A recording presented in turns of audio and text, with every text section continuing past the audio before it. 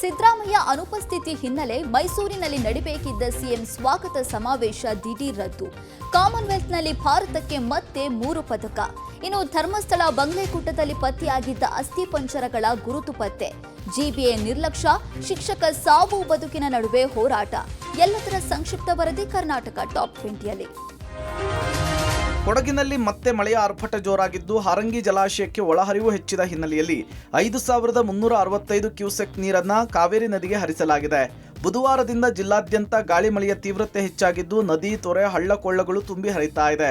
ನಿರಂತರ ಮಳೆಯ ಪರಿಣಾಮ ಕಾವೇರಿ ನದಿಯ ನೀರಿನ ಮಟ್ಟವು ಏರಿಕೆಯಾಗಿದ್ದು ಹಾರಂಗಿ ಜಲಾಶಯಕ್ಕೆ ಒಳಹರಿವು ಹೆಚ್ಚಳವಾಗಿದೆ. ನಿರಂತರ ಮಳೆಯ ಪರಿಣಾಮ ಕಾವೇರಿ ನದಿಯ ನೀರಿನ ಮಟ್ಟ ಏರಿಕೆಯಾಗಿದ್ದು ನದಿಯ ತಗ್ಗು ಪ್ರದೇಶಗಳಲ್ಲಿ ಮುನ್ನೆಚ್ಚರಿಕೆ ವಹಿಸಲಾಗಿದೆ. ಹಾರಂಗಿ ಜಲಾನಯನ ಪ್ರದೇಶದಲ್ಲೂ ಕೂಡ ಉತ್ತಮ ಮಳೆಯಾಗ್ತಾ ಇರೋ ಹಿನ್ನೆಲೆಯಲ್ಲಿ ಜಲಾಶಯಕ್ಕೆ 4000 ಕ್ಯೂಸೆಕ್ ನೀರು ಹರಿದು ಬರ್ತಿದೆ. 5000 ಕ್ಯೂಸೆಕ್ ನೀರನ್ನ ಕಾವೇರಿ ನದಿಗೆ ಬಿಡುಗಡೆ ಮಾಡಲಾಗಿದೆ. ಜಿಲ್ಲೆಯಲ್ಲಿ ಇನ್ನಷ್ಟು ದಿನಗಳ ಕಾಲ ಮಳೆ ಮುಂದುವರಿಯುವ ಸಾಧ್ಯತೆ ಇರೋದ್ರಿಂದ ಸಾರ್ವಜನಿಕರು ಎಚ್ಚರಿಕೆಯಿಂದಿರಬೇಕು ಅಧಿಕಾರಿಗಳು ಮನವಿ ಮಾಡಿದ್ದಾರೆ.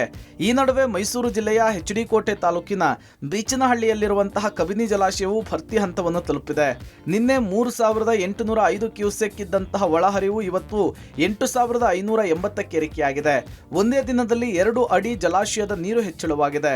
2284 ಅಡಿ ಸಾಮರ್ಥ್ಯದ ಡ್ಯಾಂನಲ್ಲಿ ಇವತ್ತಿನ ಮಟ್ಟ 2277 ಅಡಿಗೆ ತಲುಪಿದ್ದು ಜಲಾಶಯದ ಭರ್ತಿಗೆ 7 ಅಡಿ ಮಾತ್ರ ಬಾಕಿ ಇದೆ.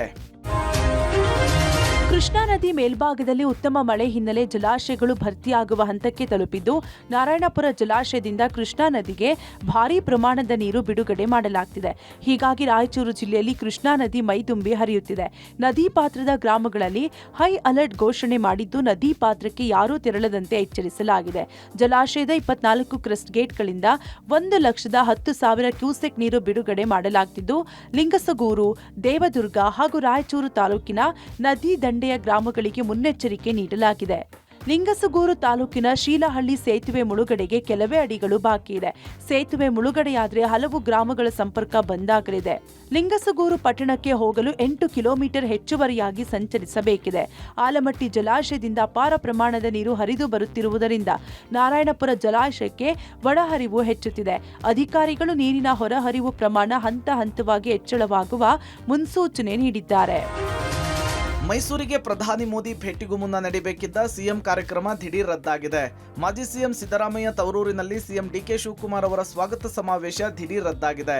ಮೈಸೂರಿಗೆ ಮೊದಲ ಬಾರಿಗೆ ಸಿಎಂ ಡಿಕೆ ಶಿವಕುಮಾರ್ ಆಗಮಿಸ್ತಾ ಇದ್ದ ಹಿನ್ನೆಲೆಯಲ್ಲಿ ನಾಳೆ ಮಧ್ಯಾಹ್ನ ಮೈಸೂರಿನಲ್ಲಿ ನಡೆಯಬೇಕಿದ್ದ ಸಿಎಂ ಸ್ವಾಗತ ಸಮಾವೇಶ ಮೈಸೂರಿನ ಜೆಕೆ ಮೈದಾನದಲ್ಲಿ ಬೃಹತ್ ಸಮಾವೇಶದ ಆಯೋಜನೆಯ ಬಗ್ಗೆ ಸ್ವತಃ ಸಚಿವ ಡಾಕ್ಟರ್ ಯತೀಂದ್ರ ಸಿದ್ದರಾಮಯ್ಯನವರೇ ಹೇಳಿದ್ದಾರೆ. ಸಿದ್ದರಾಮಯ್ಯನವರ ಉಪಸ್ಥಿತಿಯಲ್ಲಿ ಡಿಕೆ ಶಿವಕುಮಾರ್ ಅವರಿಗೆ ಸ್ವಾಗತದ ಸಿದ್ಧತೆ ಮಾಡಿಕೊಳ್ಳಲಾಗಿತ್ತು. ಆದ್ರೆ ಈಗ ದಿಢೀರನೆ ಸಮಾವೇಶ ರದ್ದಾಗಿದೆ. ನೀವು ಬೇಕಾದ್ರೆ ಸಮಾವೇಶ ಮಾಡಿಕೊಳ್ಳಿ, ನಮಗೆ ಸಮಯವಿಲ್ಲ, ನಾನು ಬರಲ್ಲ ಅಂತ ಹೇಳಿ ಸಿದ್ದರಾಮಯ್ಯ ಹೇಳಿದ್ರಂತೆ. ಸಿದ್ದರಾಮಯ್ಯನವರ ಅನುಪಸ್ಥಿತಿಯಲ್ಲಿ ಸಮಾವೇಶ ನಡೆದರೆ ತಪ್ಪು ಸಂದೇಶ ರವಾನೆ ಆಗೋ ಸಾಧ್ಯತೆಯ ಹಿನ್ನೆಲೆಯಲ್ಲಿ ಜಿಲ್ಲಾ ಕಾಂಗ್ರೆಸ್ ಸಮಾವೇಶವನ್ನು ರದ್ದು ಮಾಡಿದೆ. ಕಾಮನ್ವೆಲ್ತ್ ಗೇಮ್ಸ್ನಲ್ಲಿ ಭಾರತೀಯ ಕ್ರೀಡಾಪಟುಗಳ ಪ್ರಾಬಲ್ಯ ಮುಂದುವರೆದಿದೆ. ಪ್ಯಾರಾ ಅಥ್ಲೆಟಿಕ್ಸ್ನಲ್ಲಿ ಐತಿಹಾಸಿಕ ಸಾಧನೆ ಮಾಡಿದ್ದಾರೆ. ಪುರುಷರ T47 ವಿಭಾಗದ 100 ಮೀಟರ್ ಓಟದ ಸ್ಪರ್ಧೆಯಲ್ಲಿ ಮೊದಲೆರಡು ಸ್ಥಾನಗಳನ್ನು ತನ್ನದಾಗಿಸಿಕೊಂಡಿದೆ. ದಿಲೀಪ್ ಮಹೂದ್ ಗಾವಿತ್ ಅಗ್ರಸ್ಥಾನ ಪಡೆಯುವ ಮೂಲಕ ಚಿನ್ನ ಗೆದ್ದರೆ ಮೊಹಮ್ಮದ್ ಬಸೀಲ್ 2ನೇ ಸ್ಥಾನ ಪಡೆದು ಬೆಳ್ಳಿ ಪದಕಕ್ಕೆ ಕೊರಳೊಡ್ಡಿದ್ದಾರೆ.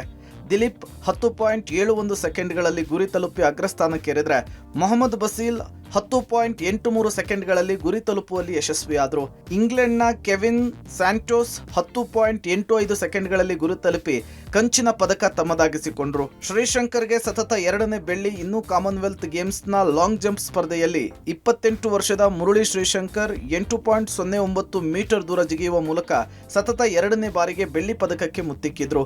ಲಾಂಗ್ ಜಂಪ್ ಸ್ಪರ್ಧೆಯಲ್ಲಿ ಸತತ 2 ಪದಕವನ್ನು ಗೆದ್ದ ಮೊದಲ ಭಾರತೀಯ ಎಂಬ ಹೆಗ್ಗಳಿಕೆಗೆ ಶ್ರೀಶಂಕರ್ ಪಾತ್ರರಾದರು.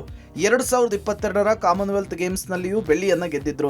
ಈಗ ಮತ್ತೊಮ್ಮೆ ಅದ್ಭುತ ಪ್ರದರ್ಶನವನ್ನು ಕೊಟ್ಟಿದ್ದಾರೆ. ಈ ಗೆಲುವಿನ ಮೂಲಕ ಭಾರತದ ಒಟ್ಟು ಪದಕಗಳ ಸಂಖ್ಯೆ 15ಕ್ಕೆ ಏರಿಕೆಯಾಗಿದ್ದು ಪದಕ ಪಟ್ಟಿಯಲ್ಲಿ 8ನೇ ಸ್ಥಾನದಲ್ಲಿದೆ. ಭಾರತವು ಪ್ರಸ್ತುತ ಗೇಮ್ಸ್ನಲ್ಲಿ 3 ಚಿನ್ನ, 9 ಬೆಳ್ಳಿ ಮತ್ತು 3 ಕಂಚು ಪದಕವನ್ನು ಬಾಚಿಕೊಂಡಿದೆ. ಧರ್ಮಸ್ಥಳ ಗ್ರಾಮದ ಬಂಗ್ಲೆಗುಡ್ಡದಲ್ಲಿ ಪತ್ತೆಯಾಗಿದ್ದ 7 ಅಸ್ಥಿ ಪಂಜರಗಳ ಗುರುತನ್ನ ಬೆಂಗಳೂರಿನ ಎಫ್ಎಸ್ಎಲ್ ಅಧಿಕಾರಿಗಳು ಪತ್ತೆ ಹಚ್ಚಿದ್ದಾರೆ. ಬಂಗ್ಲೆಗುಡ್ಡದಲ್ಲಿ ಎಸ್ಐಟಿ ಅಧಿಕಾರಿಗಳು ನಡೆಸಿದ್ದ ಸ್ಥಳ ಪರಿಶೋಧನೆ ವೇಳೆ 7 ಅಸ್ಥಿ ಪಂಜರಗಳು ಪತ್ತೆಯಾಗಿದ್ದವು. ಈ 7 ಅಸ್ಥಿ ಪಂಜರಗಳ ಪೈಕಿ 3 ಅಸ್ಥಿ ಪಂಜರದ ಡಿಎನ್ಎ ಮೂಲಕ ಗುರುತು ಪತ್ತೆ ಮಾಡಲಾಗಿದೆ. 3 ವ್ಯಕ್ತಿಗಳ ಕುಟುಂಬದ ಡಿಎನ್ಎ ಅಸ್ಥಿ ಪಂಜರಕ್ಕೆ ತಾಳೆಯಾಗಿರುವ ಬಗ್ಗೆ ಮಾಹಿತಿ ಸಿಕ್ಕಿದೆ. ಈಗ ಸಿಕ್ಕಿರುವ ಮಾಹಿತಿ ಪ್ರಕಾರ ಕೊಡಗು ಜಿಲ್ಲೆಯ ವಿರಾಜಪೇಟೆ ತಾಲೂಕಿನ ಟಿ ಶೆಟ್ಟಿಗೇರಿ ಗ್ರಾಮದ 70 ವರ್ಷದ ಯುಬಿ ಅಯ್ಯಪ್ಪ, ತುಮಕೂರು ಜಿಲ್ಲೆಯ ಗುಬ್ಬಿ ತಾಲೂಕಿನ ದಾಸರಕಲ್ಲಹಳ್ಳಿ ನಿವಾಸಿ 27 ವರ್ಷದ ಆದಿಶೇಷ ನಾರಾಯಣ ಹಾಗೂ ಕೋಲಾರ ಜಿಲ್ಲೆಯ ಶ್ರೀನಿವಾಸಪುರ ತಾಲೂಕಿನ ಮಿಸಗಾನಹಳ್ಳಿ ಗ್ರಾಮದ 85 ವರ್ಷದ ವೃದ್ಧ ಕೃಷ್ಣಪ್ಪ ಎಂಬುವರ ಗುರುತು ಡಿಎನ್ಎ ಮೂಲಕ ದೃಢಪಟ್ಟಿದೆ. ಉಳಿದ 4 ಅಸ್ಥಿ ಪಂಜರಗಳ ಗುರುತು ಪತ್ತೆಗೆ ಎಸ್ಐಟಿ ಅಧಿಕಾರಿಗಳು ತನಿಖೆ ಮುಂದುವರೆಸಿದ್ದಾರೆ. ಜಿಬಿಎ ನಿರ್ಲಕ್ಷ್ಯಕ್ಕೆ ಶಿಕ್ಷಕನೋರ್ವ ಸಾವು ಬದುಕಿನ ನಡುವೆ ಹೋರಾಟ ನಡೆಸ್ತಾ ಇದ್ದಾರೆ. ವಿಜಯನಗರದ ಅತ್ತಿಗುಪ್ಪೆ ಮೆಟ್ರೋ ಸ್ಟೇಷನ್ ಬಳಿ ಒಣಗಿದ ಕೊಂಬೆ ಬೈಕ್ ಸವಾರರ ಮೇಲೆ ಬಿದ್ದು ಗಂಭೀರ ಗಾಯಗೊಂಡಿದ್ದಾರೆ. ಬೈಕ್ ಸವಾರ ಹೆಡ್ ಮಾಸ್ಟರ್ ಆಗಿ ರಾಮನಗರದಲ್ಲಿ ಕರ್ತವ್ಯವನ್ನ ನಿರ್ವಹಿಸ್ತಾ ಇದ್ದಾರೆ.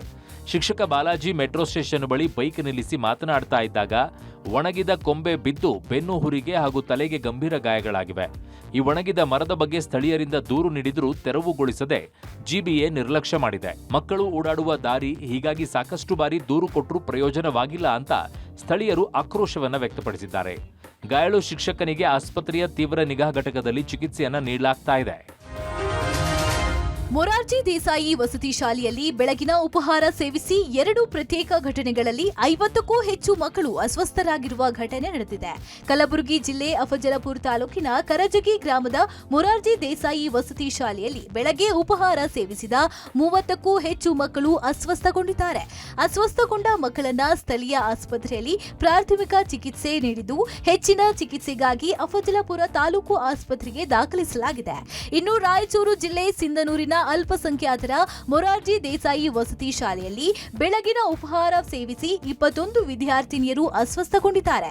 ನಗರದ ಉದ್ಬಾಳ ರಸ್ತೆಯಲ್ಲಿರುವ ಮೊರಾರ್ಜಿ ದೇಸಾಯಿ ವಸತಿ ಶಾಲೆಯಲ್ಲಿ ಬೆಳಗ್ಗೆ ವೆಜಿಟೇಬಲ್ ಪಲಾವ್ ಉಪಹಾರ ಸೇವನೆ ಬಳಿಕ ವಿದ್ಯಾರ್ಥಿನಿಯರು ಅಸ್ವಸ್ಥಗೊಂಡಿದ್ದಾರೆ.